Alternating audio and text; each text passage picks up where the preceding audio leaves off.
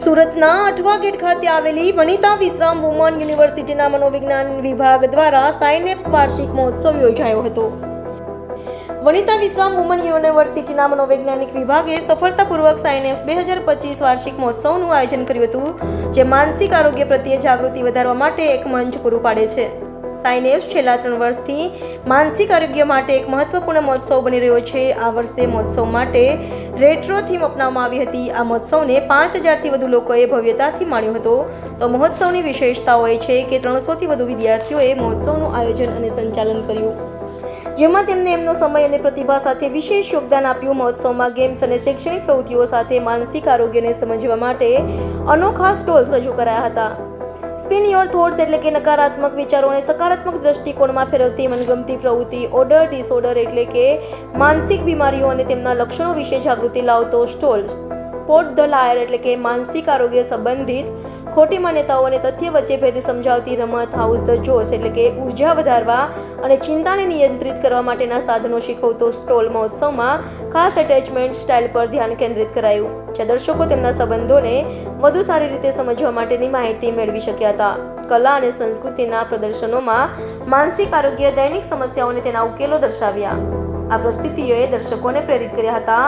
Synapse 2025નું આયોજન doctor દક્ષેશભાઈ ઠાકર, પ્રોવોસ્ટ વનિતા વિશ્રામ વુમન્સ યુનિવર્સિટીના doctor Aditya Farsole, dean faculty of humanities and social science and head department of સાયકોલોજીના માર્ગદર્શન હેઠળ કરવામાં આવ્યું। ચીફ ગેસ્ટ તરીકે સાયકિયાટ્રિસ્ટ ડોક્ટર મહેશ દેસાઈ ઉપસ્થિત રહ્યા હતા। તેમણે 1990થી સુરત શહેરમાં માનસિક આરોગ્ય પર ઘણા અનુભવો સાથે સમાજમાં જાગૃતિ લાવવાનું કામ કર્યું છે।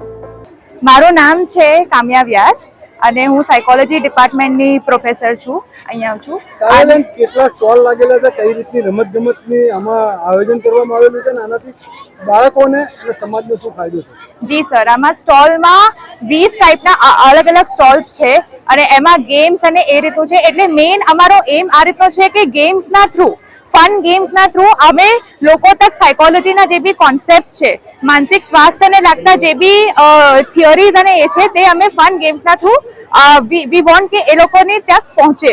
અને મેઇન વસ્તુ આમાં જો જે સ્ટોલ્સ જે છે એમાં માનસિક પ્રોબ્લેમ્સ જે થાય છે, પછી આપણા જે વિચારોથી આપણને જે પ્રોબ્લેમ્સ જે થઈ શકે એ બધાની વિશે અલગ અલગ સ્ટોલ્સના થ્રુ, ગેમ્સના થ્રુ અમે લોકો પહોંચાડવા માંગીએ છીએ। કેટલા સમયની મહેનત છે આ વિદ્યાર્થીઓની અને શું કહેશો? મહિના ઉપરની સર, મહિના ઉપરની, અને બધા જે છોકરાઓ જે છે 350 થી વધારે અમારી સ્ટુડન્ટ્સની એ સ્ટ્રેન્થ છે સર।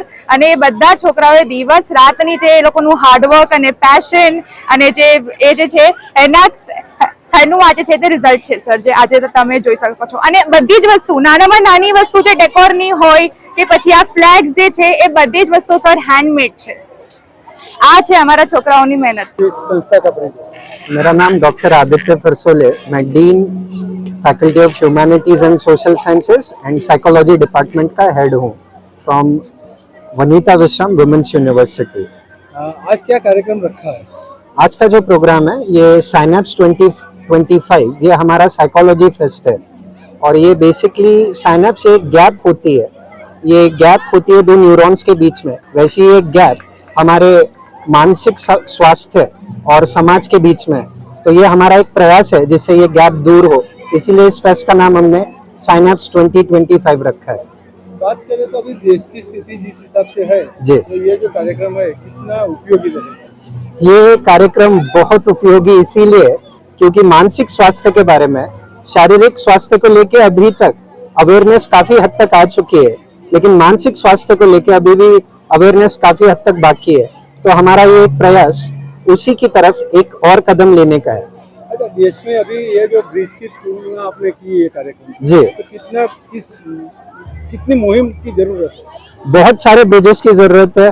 सोसाइटी और मेंटल हेल्थ के बीच में बहुत सारे ब्रिजेस की जरूरत है, क्योंकि उसके बगैर जो वेलनेस की जो भी थेरेपीज है, जो भी मनोविकार को दूर करने की जो भी टेक्निक्स है, जो भी थेरेपीज है, उन सब को समाज तक पहुंचाने के लिए सबसे पहले हमें समाज को संवेदनशील बनाना बहुत जरूरी है मानसिक स्वास्थ्य के बारे में, और हमारा यही एक प्रयास है। आदित्य भाई, बात लास्ट क्वेश्चन की जी। हमारे यहाँ ऋग्वेद की एक बच्चा था जी, तो इसमें है कि हर दिशा से शुभ और अच्छे विचार प्राप्त हो। जी। तो अभी ये जो युक्ति है और ये अभी का कल्चर जी। किस हिसाब से मूलक है? इसमें सर जो फर्क है वो नजरिए का है।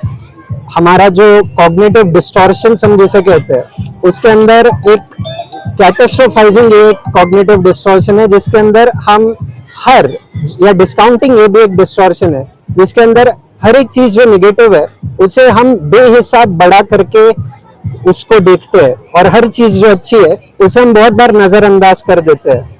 तो आज के समाज के लिए सबसे ज्यादा जरूरी, हम सबके लिए सबसे ज्यादा जरूरी ये है कि हर वो चीज जो अच्छी है जिसे हम फॉर ग्रांटेड लेते हैं उसे नजरअंदाज ना करें।